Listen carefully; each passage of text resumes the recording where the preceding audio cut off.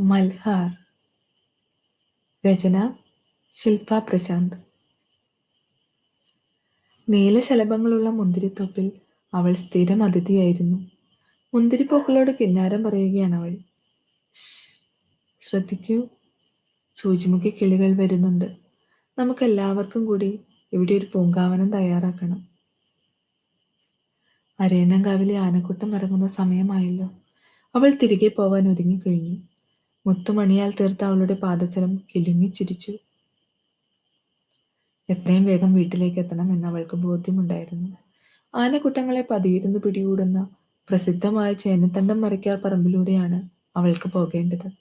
ആനക്കൂട്ടങ്ങളെ പിടിക്കുവാനായി വലിയ കുഴിയെടുത്ത് അതിൽ പ്രത്യേകതരം വസ്തുക്കളാൽ നിർമ്മിക്കപ്പെട്ട ഒരു പേടകം അവിടെ ഉണ്ടെന്നാണ് കേട്ടുകേൾവി.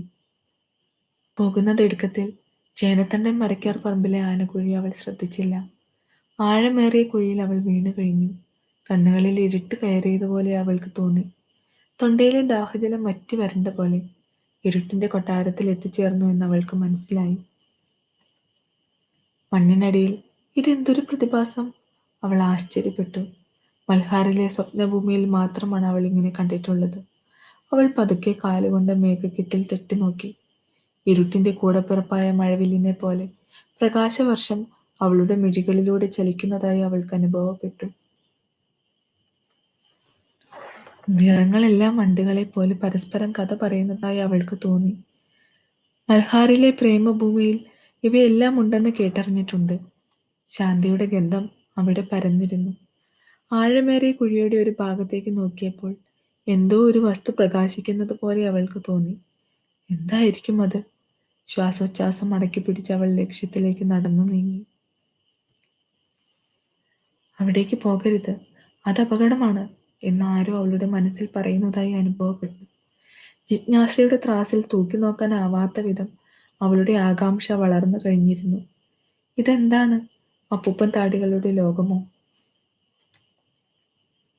അവളുടെ കൈകളാൽ അവ തട്ടി നീക്കി മുൻപോട്ട് പോകുവാൻ ശ്രമിക്കവേ അവൾ വേറൊരു അനന്തമായ ലോകത്തേക്ക് വീഴുന്നത് പോലെ തോന്നി. സൂര്യകിരണത്തിന്റെ കണികകൾ. അതെ, അത് തന്നെ. ഇതെങ്ങനെ ആഴമേറിയ കുഴിയിൽ പ്രകാശമുണ്ടാവുക? ശരിക്കും അത്ഭുതം തന്നെ. എന്തോ ഒരു വസ്തു അലക്ഷ്യമായ ഒരു കോണിൽ കിടക്കുന്നതായി അവൾ കണ്ടു. അവൾ അവിടേക്ക് നടന്നു നീങ്ങി. ഇതെന്താണ്?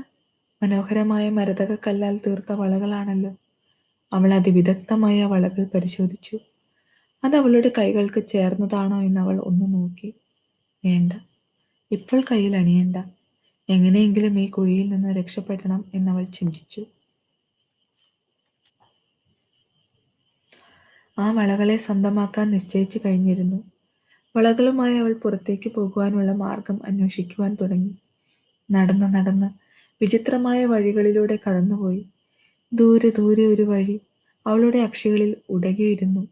അതെ, അവിടേക്ക് അവൾ വേഗത്തിൽ നടന്നു നീങ്ങി. ഹരിതവർണ്ണത്തിൽ തീർത്ത വേറൊരു വിചിത്ര ലോകമാണ് മുമ്പിൽ കാണുന്നത്. മുട്ടുകൾ കൊണ്ട് ഇഴഞ്ഞു നീങ്ങി അവൾ ആ സുന്ദര ലോകത്തേക്ക് എത്തിച്ചേർന്നു. പെട്ടെന്ന് എന്തോ അവളെ തള്ളി വീഴ്ത്തുന്നത് പോലെ അനുഭവപ്പെടുകയുണ്ടായി. മേഘക്കുപ്പായങ്ങൾക്കിടയിലൂടെ അവൾ കണ്ണോടിച്ചു. മയക്കത്തിന്റെ ചാരുതയിൽ അവൾ ലയിച്ചുപോയി. ഞാൻ എവിടെയാണ്? എൻ്റെ വീട്ടിലാണല്ലോ ഞാനിപ്പോൾ. ഇതെങ്ങനെ സംഭവിച്ചു? അവൾ ആശ്ചര്യപ്പെട്ടു. ഞാൻ കണ്ടത് സ്വപ്നമാണോ? കയ്യിൽ കരുതിയിരുന്ന വളകൾ അവിടെ തന്നെ ഉണ്ടോ എന്ന് അവൾ നോക്കി. അതെ, അത് അവിടെ തന്നെയുണ്ട്. ഇനി ഒന്ന് ഇട്ടു നോക്കുക തന്നെ ചെയ്യണം. അവൾ അതെടുത്ത് കയ്യിലണിഞ്ഞു. കത്തി ജ്വലിച്ച സൂര്യൻ വാടിത്തളർന്നുപോയി. ഇരുട്ടിന്റെ ആത്മാവ് ഭൂമി ആലിംഗനം ചെയ്യുന്നു. അതുമൂലം സസ്യജാലങ്ങൾ മയങ്ങിക്കഴിഞ്ഞിരുന്നു. പെട്ടെന്ന് തന്നെ അവളുടെ സുന്ദര രൂപം മാറി പൈശാചികമായ രൂപത്തിലേക്ക് നീങ്ങി. മുഖമെല്ലാം രക്തവർണ്ണമായി. കണ്ണുകൾ കുഴിയിലേക്ക് പോയ പോലെ. കണ്ണുകളിലെ തേജസ് വറ്റി വരണ്ട പോലെ. ദന്തങ്ങളെല്ലാം ചാരവർണ്ണം പൂകി. രോമകൂപങ്ങളെല്ലാം രക്തഗന്ധമായി. പാറക്കല്ല് പോലെ വലിയ കൂനകൾ അവളുടെ ശരീരത്തിൽ മുഴച്ചു നിന്നു. കിളിനാദം പോലെയുള്ള ശബ്ദം അവൾക്ക് തന്നെ അസഹനീയമായി തോന്നി. ഇനി എന്ത് ചെയ്യുമെന്ന് അവൾ ആലോചിച്ചു. അവളുടെ പ്രതിബിംബത്തെ ജലകണങ്ങളിലൂടെ ഒന്ന് നോക്കി. ഇല്ല, ഇനി നോക്കാനാവില്ല. കണ്ണുകൾ ചിമ്മിക്കൊണ്ടവൾ അശ്രുക്കൾ പൊഴിച്ചു. ഇനി അങ്ങനെ എനിക്ക് എന്റെ പഴയ രൂപത്തെ തിരിച്ചു കിട്ടും? ഉത്തരം കിട്ടാത്ത അനവധി ചോദ്യങ്ങൾ അവൾക്ക് മുൻപിൽ ചോദ്യചിഹ്നമായി അവശേഷിച്ചു. അവൾ ആ വളകളെ സൂക്ഷ്മമായി നിരീക്ഷിച്ചു. ഉഷ്മഗന്ധം തിങ്ങി നിറഞ്ഞ രഹസ്യവളകളാണോ ഇവ? ശത്രുക്കളെ തോൽപ്പിക്കാൻ നിർമ്മിച്ച സിയോൻ രാജാധികാരിയുടെ മോഷണം പോയ മാന്ത്രിക വളകളാണോ ഇവ? കേട്ടിട്ടുണ്ട്, സിയോമി രാജകുമാരനെ വളരെ യൗവനത്തിൽ സ്വന്തമാക്കാൻ ആഗ്രഹിച്ച മെറ്റിൽഡ എന്ന ചുടലയക്ഷി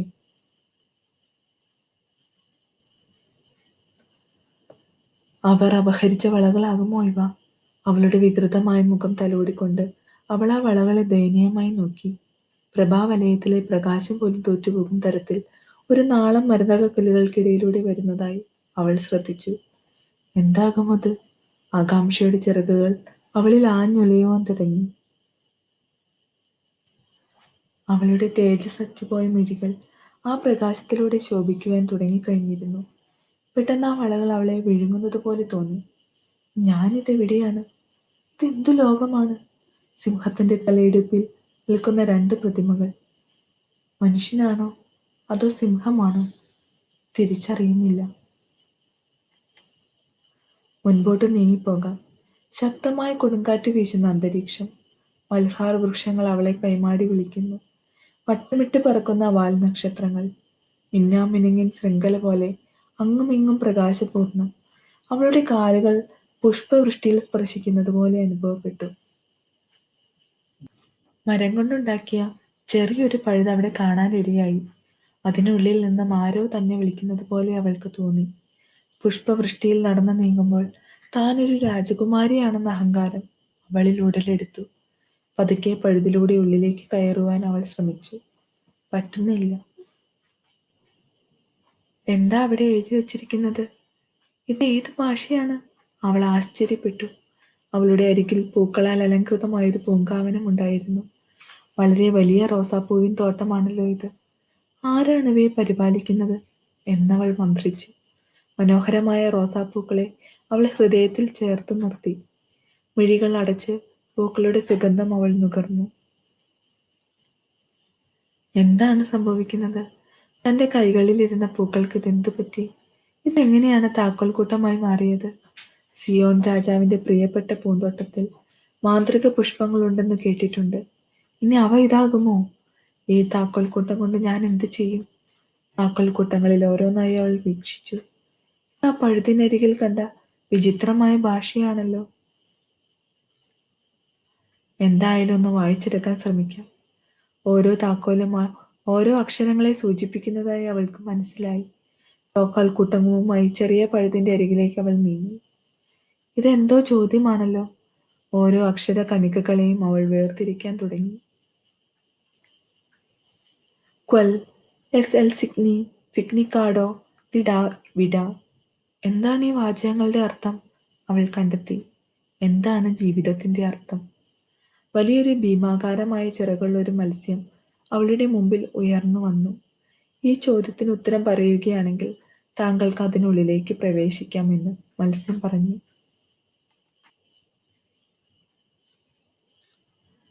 അവൾ ആലോചിച്ചൊരു മറുപടി നൽകി.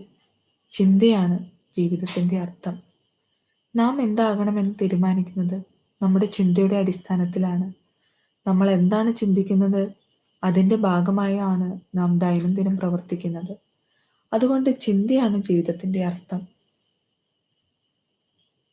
മറുപടി കേട്ട മത്സ്യം പഴുതിന്റെ ഒരു ഭാഗം തുറന്നു കൊടുത്തു. മുടന്തുകളാൽ അലങ്കരിക്കപ്പെട്ട അവളുടെ കാലുകൾ ആദ്യ ചുവട് വെച്ചു. അതെ, അവളുടെ ജീവിതത്തിലെ ആദ്യ ചുവടുകൾ. പതിയെ അവൾ മുൻപോട്ട് നീങ്ങി. ഇതെന്താണ്, സ്വർണ്ണ കവാടമോ? ഒരാൾ പൊക്കത്തിൽ സ്വർണ്ണ ഛായയിൽ തീർത്ത കവാടമായിരുന്നു അത്. അതിലെന്തോ എഴുതിയിട്ടുണ്ട്. അവൾ അത് വായിച്ചു. സി ക്യൂയേരിയസ് സേഗൂർ അഡലൻഡാസ് ഡിബസ്തൽട്ടർ സോബ്രെ ഉൽ എസ്റ്റൻക്യുയെ ടെ കോക്കോട്രി ലോസിയെ എനിയൽ എൽ സിയൻഡ്രുവോ കോൺ എൽ സെല്ലോറിയിൽ. അവളുടെ കൈവശമുള്ള താക്കോൽ കൂട്ടങ്ങൾ ഒന്ന് ചികഞ്ഞു നോക്കി. ഒടുവിൽ അവൾ കണ്ടെത്തി. മുൻപോട്ട് പോകണമെങ്കിൽ മുതലക്കുളം ചാടി രാജമുദ്രയുള്ള മാൻകൊമ്പുകൾ സമർപ്പിക്കണം. മുൻപിലെ ചെറിയ മുതലക്കുളം ചാടുക എന്നത് വലിയ പാട് തന്നെയാണ്.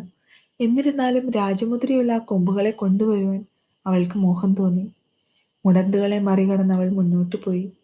ശ്വാസം അടക്കി പിടിച്ച് മുതലക്കുളം ചാടുകയായി.